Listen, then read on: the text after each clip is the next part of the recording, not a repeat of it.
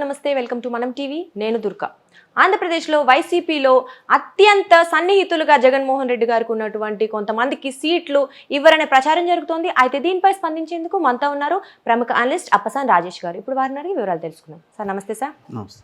మనకు తెలిసిందే వైసీపీలో ఎక్కువ అందరికీ తెలిసిన పర్సనాలిటీస్ ఎవరంటే రోజా గారు, కొడాల నాని గారు, జోగి రమేష్ గారు. వీరు ఎవరైతే అత్యంత సన్నిహితులుగా ఉన్నారో, జగన్మోహన్ రెడ్డి గారికి విధేయులుగా ఉన్నారో వారికే ఇప్పుడు టికెట్ ఇస్తారా అసలు ఇవ్వరా అనే సందిగ్ధం నెలకొంది. ఇవ్వనట్లుగానే వార్తలు వస్తున్నాయి.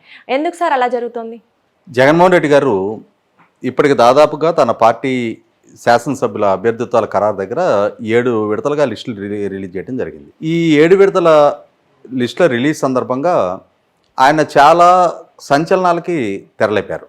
అంటే సహజంగా ప్రజల్లో ఉన్న పర్సెప్షన్ ఏంటి అంటే జగన్మోహన్ రెడ్డి గారికి ఎవరైతే అత్యంత లాయల్గా ఉన్నారో వాళ్ళు సుదీర్ఘకాలం ఆయనతో పాటు సేల్ అవ్వగలరు అని ప్రజలు భావిస్తున్న చాలామంది అభ్యర్థిత్వాలు అయితే నియోజకవర్గాల మార్పు చేర్పులకైనా ప్రయత్నం చేశారు, లేదు కొంతమందిని నిరాకరించడం జరిగింది. కొంతమందిని ఎంపీలుగా ప్రతిపాదించడం, వాళ్ళు ఎంపీలుగా తిరస్కరించిన సందర్భంలో మళ్ళీ తిరిగి ఎమ్మెల్యేలుగా ప్రతిపాదించడం, ఇట్లా రకరకాల ప్రహసనం అయితే కొనసాగుతూ ఉంది. ఇవాళ మళ్ళొకసారి ఎందుకు ఈ చర్చ తెర మీదకి వచ్చింది అని అంటే జగన్మోహన్ రెడ్డి గారికి ఒక రకంగా కుడి భుజంలాగా వ్యవహరిస్తూ ప్రత్యర్థిగా ఉన్న తెలుగుదేశం పార్టీ నాయకత్వాన్ని నిత్యం దూషిస్తూ నిత్యం వార్తల్లో నిలిచిన కొడాల నాని గారి నియోజకవర్గంలో మండలి హనుమంతరావు గారు అనే ఆయనకి అభ్యర్థిత్వం ఖరారైపోయినట్టుగా ఆయనకు అభినందనలు తెలుపుతూ ఆ ఫ్లెక్సీలు వెళ్ళడం జరిగింది. అది అధికారికమైన నిర్ధారణ అవునా కాదనేది ఇంతవరకు పార్టీ వైపు నుంచి అయితే ప్రకటన రాలా. అంటే ఏ సమాచారం మేరకు ఆయనకి అభ్యర్థిత్వం ఖరారైనట్టుగా ఫ్లెక్సీలు పెట్టారనేది అధికారికంగా ధృవీకరణ అయితే ఇప్పటిదాకా రాలా. కానీ మొత్తానికి జగన్మోహన్ రెడ్డి గారికి ఇంత లాయల్గా ఉన్న కొడాల నాని గారి నియోజకవర్గంలో కూడా వేరే వారి పేరు ప్రతిపాదనలో ఉన్నట్టుగా కానీ, లేదు ఆయన పేరు ఖరారైనట్టుగా కానీ చర్చ జరగటమే కొంత ఆశ్చర్యానికి గురి చేస్తూ ఉంది. ఎందుకంటే సహజంగా అందరూ భావించేది ఏంటంటే జగన్మోహన్ రెడ్డి గారితో పాటుగా ఆ పార్టీలో సెకండ్ పర్సన్ ఎవరైనా రేపు అభ్యర్థిత్వం దక్కించుకునే వ్యక్తి ఉన్నారు అని అంటే ఆయనకు అత్యంత లాయల్గా ఉన్న కొడాల నాని. ఇవాళ అటువంటి కొడాల నాని గారి క్యాండిడేచర్ కూడా అన్సర్టైన్గా ఉంది. ఆ నియోజకవర్గంలో కూడా వేరే వారి పేరు పరిగణలోకి తీసుకుంటున్నారా? ఇట్లాంటప్పుడు అసలు జగన్మోహన్ రెడ్డి గారు అభ్యర్థిత్వాల ఖరారుకి ఎంచుకుంటున్న ప్రాతిపదిక ఏంటి? అంటే ఒక పారామీటర్ పెట్టుకోవాలి కదా, పలానా వాళ్ళని కన్సిడర్ చేయడానికి కానీ రిజెక్ట్ చేయడానికి కానీ ఆయన దేని ప్రాతిపదికగా ఎంపిక చేసుకుంటున్నారు? తెలుగుదేశం వర్గాల్లో కూడా ఈ మధ్య నేను ఇంటర్నల్గా విన్నది ఏంటి అంటే తెలుగుదేశం పార్టీ పట్ల కొంత సానుభూతి వ్యక్తం చేసే కొంతమంది బయట వ్యక్తులు వాళ్ళు ఈ మధ్య చేసిన సర్వే ఫలితాల్లో కూడా మొన్న మధ్యకాలం వరకు చాలామంది వైసీపీ అభ్యర్థుల కన్నా కొడాల నాని గారికి తన నియోజకవర్గంలో మెరుగైన ప్రజా మద్దతు ఉంది అని చెప్పని విన్నా నేను. మరి ఇటువంటి సందర్భంలో అంటే చాలామంది కన్నా ఆయన మెరుగైన పనితీరు కనపరుచున్నారు, ప్రజామోదం పొందగలుగుతున్నారు. రేపటి ఎన్నికల్లో కూడా అంత ఈజీ కాదు కొడాల నానిని ఓడించడం అని చెప్పని చాలా సర్వే సంస్థలు భావిస్తున్న నేపథ్యంలో మరి వాళ్ళ అటువంటి నాయకుడి అభ్యర్థిత్వాన్ని కూడా స్టిల్ ఈ రోజుకి ఇంకా కన్ఫర్మ్ చేయకపోవటం. అవును, అంటే మనం చూసుకున్నట్లయితే ప్రజల్లో ఎక్కువ ఈ పేర్లు నానుతూ ఉంటాయి. కొడాల నాన్నగారు అయితే ఏంటి, రోజా. ఇప్పుడు ఇటువంటి సీనియర్ నాయకులు, సుదీర్ఘకాలం జగన్మోహన్ రెడ్డి గారితో కొనసాగుతున్న నాయకులు, పలు దఫాలు చట్టసభలకు ఎన్నికైన నాయకుల అభ్యర్థిత్వమే ఇంకా ఎప్పుడైతే పార్టీ వైపు నుంచి ఆ పెండింగ్లోనే పెట్టుంచారో ఇటువంటి స్పెక్యులేషన్స్కి ఆస్కారం కలుగుతుంది. ఇప్పుడు మండల హనుమంతరావు గారు, ఇంకొకరు ఎవరో ఇట్లా రకరకాల పేర్లు ప్రస్తావనకు వస్తూ ఉన్నాయి. సామాజిక వర్గాల ప్రాతిపదికన రకరకాల పేర్లు కొత్తగా తెర మీదకి తీసుకొస్తూ ఉన్నారు. ఇక్కడ చాలా విస్తృతంగా జగన్మోహన్ రెడ్డి గారి వైఖరి చర్చనీయాంశంగా మారుతుందనేది వాస్తవం. ఎందుకనంటే ఇక్కడ ఇదే జగన్మోహన్ రెడ్డి గారికి అత్యంత లాయల్గా ఉన్న పార్టీ ఆవిర్భావం నుంచి కూడా జగన్మోహన్ రెడ్డి గారితో సెయిల్ అయ్యి ఆయన గెలుపు కోసం అదే సందర్భంలో ఆయన ఇచ్చిన ఆదేశాన్ని తూచా తప్పకుండా పాటించిన పర్యవసానం ఇవాళ తన సొంత నియోజకవర్గ ప్రజల్లో కూడా వ్యతిరేకత పెంచుకున్నారు ఆలరామకృష్ణారెడ్డి గారు. ఎందుకు? ఆయన నియోజకవర్గ పరిధిలో రాజధాని నిర్ణయం జరిగింది. ఆయన నియోజకవర్గ పరిధిలో రాజధానికి ప్రధానమంత్రి గారి చేత శంకుస్థాపన జరిగింది. ఆయన నియోజకవర్గ పరిధిలో రాజధాని నిర్మాణం మొదలైంది. అటువంటి తన నియోజకవర్గ పరిధిలో రాజధాని నిర్మాణం వల్ల మొట్టమొదట ప్రయోజనం సిద్ధించేది తన నియోజకవర్గ ప్రజలకి, తన ప్రాంతానికి. అయినా సరే జగన్మోహన్ రెడ్డి గారు తీసుకున్న 3 రాజధానుల నిర్ణయానికి మద్దతుగా నిలిచి పార్టీ పట్ల లాయల్టీ ప్రదర్శించిన పర్యవసానం చివరికి తన మూలాల్లో కూడా తను నష్టపోయే పరిస్థితి ఆలరామకృష్ణారెడ్డికి ఎదురైంది. అదే సందర్భంలో ప్రత్యర్థిగా ఉన్న తెలుగుదేశం పార్టీ మీద ఆ రోజు ప్రతిపక్ష హోదాలో ఉన్న నాటి నుంచి కూడా చాలా కేసులు ఫైల్ చేయడం జరిగింది. కోర్టుల చుట్టూ తిప్పే ప్రయత్నం చేశారు, చికాకు పెట్టే ప్రయత్నం చేశారు. ఆఖరికి తెలుగుదేశం పార్టీ కేంద్ర కార్యాలయ నిర్మాణాన్ని కూడా ప్రశ్నించారు. ఆ స్థలాన్ని కూడా వివాదాస్పదం చేసే ప్రయత్నం చేశారు. ఇటువంటి ఆళ్ల రామకృష్ణారెడ్డి అభ్యర్థిత్వాన్ని అందుకంటే ముందుగా అది డినై చేసిన నేపథ్యంలోనే ఆయన చివరికి ఆ పార్టీకి కూడా దండం పెట్టి బయటకు వెళ్ళిపోవడం జరిగింది. కాపు రామచంద్రారెడ్డిని చూసాం. అట్లాగే ఇంకొక ఎమ్మెల్యే ఉన్నాడు సంతనూతలపాడు నుంచి సుధాకర్ బాబు.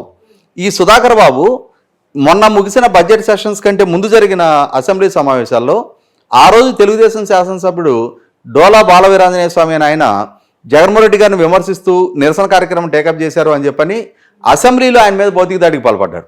ఒకవేళ దానికి నచ్చక జగన్మోహన్ రెడ్డి గారు ఇవాళ అంటే తన శాసనసభ్యుడు చేసిన చర్యకి ఖండిస్తూ లేదు ఆయన్ని కట్టడి చేయడం కోసం ఇవాళ అభ్యర్థిత్వం నిరాకరించారా? నిరాకరించే పరిస్థితి అటువంటి దాని ప్రాతిపదిక కనుక నిరాకరించే పని అయితే ఆ రోజే తన శాసనసభ్యుడి ప్రవర్తనకి ఖచ్చితంగా సభకు క్షమాపణ చెప్పి ఉండాల్సింది. తన శాసనసభ్యుడి చేత ఆ బాధితుడిగా మారిన తెలుగుదేశం శాసనసభ్యుడికి క్షమాపణ చెప్పి ఉండాల్సింది. కానీ ఆ రోజు ఆయన చేసిన దుందుడుకు చర్య, ఆ దాడి, అంటే తన సహచర శాసనసభ్యుడి మీద చేసిన అతి ప్రవర్తన జగన్మోహన్ రెడ్డి గారికి చాలా ఆనందం కలిగించింది.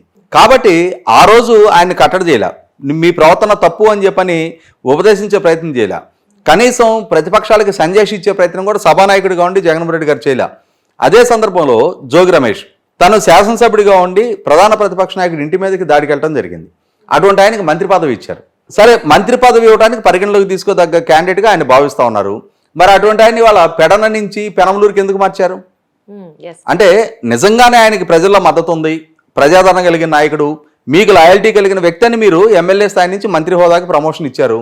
ఇచ్చినప్పుడు పైగా మీరు ఆయనకి మంత్రి పదవి ఇచ్చి నేను చాలా సామాజిక న్యాయం పాటిస్తున్నా, బలహీన వర్గాల వాళ్ళకి మంత్రి పదవి ఇస్తున్నా అని చెప్పుకున్నారు. చెప్పుకున్నప్పుడు ఆయన పెడల్లోనే కొనసాగించి మరొక బలహీన వర్గాల శాసనసభ్యుడు పార్థసారథి గారిని కూడా కొనసాగించి ఉండాలి కదా. కానీ ఇక్కడ ఒక బలహీన వర్గాల అభ్యర్థికి నిరాకరించి ఇంకొక బలహీన వర్గాల అభ్యర్థిని ఇంకొక ప్రాంతానికి, అంటే ఇప్పుడు అక్కడొకరు ఇక్కడొకరు ఉంటే 2 నియోజకవర్గాల్లో బీసీలు ఉండేవాళ్ళు.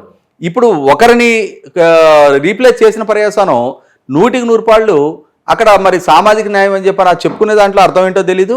అదే సందర్భంలో పార్థసారథి గారికి అభ్యర్థితో నిరాకరిస్తూ ఈయన చెప్పింది ఏంటి? మీరు నా మనసుకు నచ్చినట్టుగా వ్యవహరించలేదు, నా మనసుకు నచ్చినట్టుగా అనిల్ కుమార్ యాదవ్ వ్యవహరించాడు. నిజంగానే అనిల్ కుమార్ యాదవ్ జగన్మోహన్ రెడ్డి గారి మనసుకు నచ్చిన విధంగా అది ప్రతిపక్షాన్ని, ప్రతిపక్ష నాయకుడిని, లోకేష్ని ఇష్టారీతిన దూషించడం ప్రాతిపదికగా ఆయన ఈయనకి మనసుకు నచ్చాడు అనుకుందాం. మరి ఆయనకి మంత్రి పదవి నుంచి ఎందుకు తప్పించారు? అది ఇప్పుడు అందరికీ ఇవాళ అదే అనిల్ కుమార్ యాదవ్ని మంత్రి హోదా నుంచి తప్పించిన కారణం ఏంటి? ఏ ప్రాతిపదిక మీద?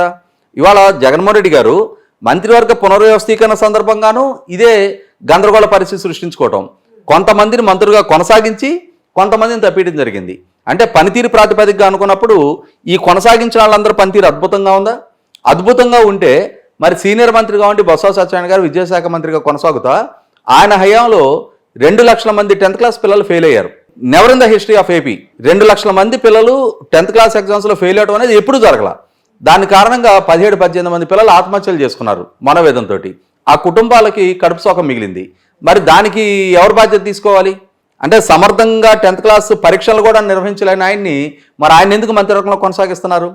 100% జగన్మోహన్ రెడ్డి గారు ఆయన మనసుకు తోచిన విధంగా చీకట్లోకి రాళ్ళు విసిరి, ఆ రాళ్ళు విసిరిన దానికి సూటిగా ఎవరికి తగిలితే వాళ్ళని కొనసాగించడం, లేదు అనంటే తప్పించడం అనేది ఆ పార్టీలోనే ఒక అన్సర్టెన్ సిచ్యువేషన్ ఆయనే క్రియేట్ చేసుకుంటున్నారు. అంటే ఇవాళ ఒకళ్ళ అభ్యర్థిత్వాలు నిరాకరించడానికి ఒక ప్రాతిపదిక ఉండాలి, కొనసాగించడానికి ఒక ప్రాతిపదిక ఉండాలి. ఇక్కడ చాలా నియోజకవర్గాల్లో చూసుకుంటే వాళ్ళ విపరీతమైన అవినీతి ఆరోపణలు వచ్చినాయి, అక్రమాలు అరాచకాలకు పాల్పడిన ఆరోపణలు వచ్చినాయి, ప్రత్యర్థి పార్టీల మీద దాడులు దౌర్జన్యాలకు గురి చేసిన ఆరోపణలు వచ్చినాయి.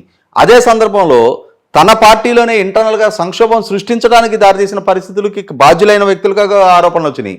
అటువంటి వాళ్ళ విషయంలోనేమో కనీసం వాళ్ళని మార్చే ప్రయత్నం కాదు, టచ్ చేసే ప్రయత్నం కూడా చేయటంలా. బీసీలు, ఎస్సీలు అదే సందర్భంలో తన పట్ల అత్యంత లాయల్టీ ప్రదర్శించడమే ప్రాతిపదికగా ఎవరైతే నమ్మి మీ పక్కన నిలబడ్డారో వాళ్ళని ఆదరించాలి, వాళ్ళకి అవకాశాలు కల్పించాలి. కానీ ఇక్కడ జరుగుతున్నది ఏంటి? ఎవరైతే నన్ను నమ్మారో వాళ్ళనే మొట్టమొదటిగా నేను దెబ్బ కొడతాను అన్నట్టుగా మనకు ఒక సామెత ఉంది. వ్యాపారస్తుడు మోసం చేయాలి అని అంటే ఎరిగినాడైనా దొరకాలంట, ఎర్రాడైనా దొరకాలంట.